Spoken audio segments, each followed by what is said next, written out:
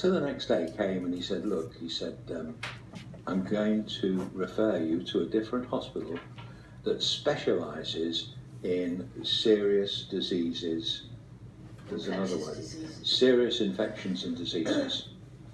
So, and they specialise in it, okay? So I wasn't delighted with that news because I was very happy where we were. I gained a great deal of confidence in all of the staff, and to consider being moved, I wasn't looking forward to it, but we were. And it was about an hour's journey in the ambulance. Not even that, it was less But than as we left, as we were leaving that first hospital, I'm in the wheelchair, and I turned to say to the two nurses that came down, the doctor and the nurses came to say goodbye to us, and I thanked the nurses for taking care of us, and I was a little bit emotional. And they've got the visors and the masks and all the rest of it, so they can't get to their eyes very easily. Well, you tell them, Sal, you tell Well, them. they were stood next to me, behind him, and the pair of them had tears rolling down their faces. And I was grieved, do they think we're going to die? I think they probably thought I might. Yeah. I do, because Sally thought it. She thought that I was going to be put into a coffin and brought home in a box. She really did. And again, not over-exaggerating this. This is how it really was. So we arrived at the next hospital. They had a wheelchair ready, wheeled us in, but they wheeled us into this very strange room. Emergency room. It was the emergency room.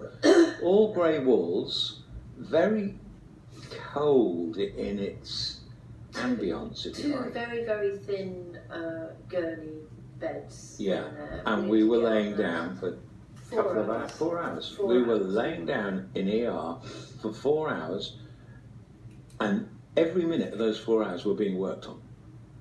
So when he was outside the hospital saying goodbye to us, he took his cap off, you know, that like a shower hat, and his visor and his apron. He got shoulder length hair. And he'd got shoulder length, jet black hair. Really young guy. It surprised me. A really young guy, but heart of gold. And this is just a step too far. In my book, what he did was just amazing. When we got to the second hospital, he arrived there with us in his own car. He followed the ambulance.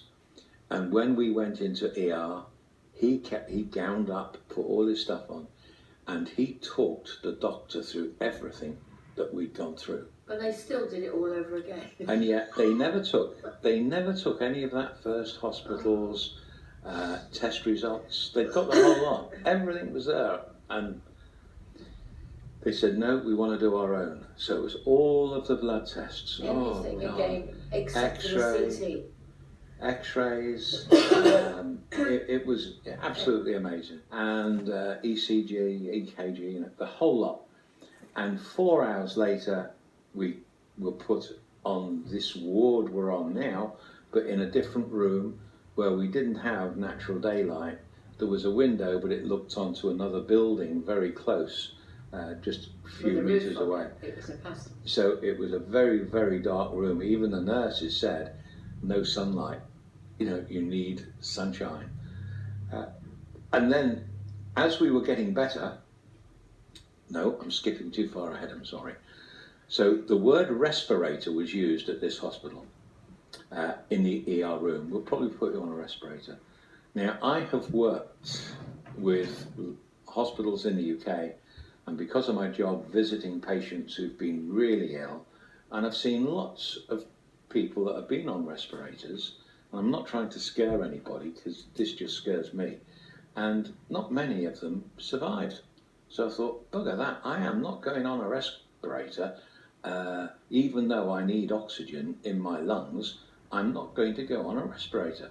Now my oxygen level was 93, and if it had dropped below 90, that's when they were going to stick me on a respirator.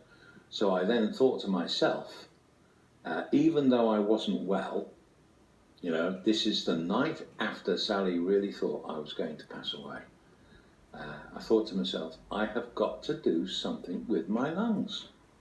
And I started doing lung exercises. Didn't even tell Sally, I just Well, I started said to doing you, you them. needed to do deep breathing. I didn't know what else you were going to do. But I said you needed to try and get some Yeah. oxygen into your lungs. So many, many years ago, I used to practice a therapy called EFT, Emotional Freedom Technique. Emotional Freedom, Google it, Emotional Freedom Technique, and put in the search Gary Craig, C-R-A-I-G, Gary Craig. He's got a wonderful 5-minute video that explains how it works. And one of the exercises I used to do with EFT was expand my lungs. So this is what I started to do. And within 48 hours, my oxygen level increased from 93 to 99. Okay? No respirator required. From that moment on, my general health started to improve at quite a rapid rate. Now, every day they keep an eye on us, 4 lots of tests a day. There's been more blood tests, x-ray and so on, but every day we get blood pressure, temperature, my blood sugar level, And they oxygen listen level. to the oxygen level, and they listen all over the lungs, with a stethoscope. And my stethoscope for days, I'm not exaggerating, it's probably the best part of a week, all clear. They can't hear anything. In the early days, they were hearing crackling.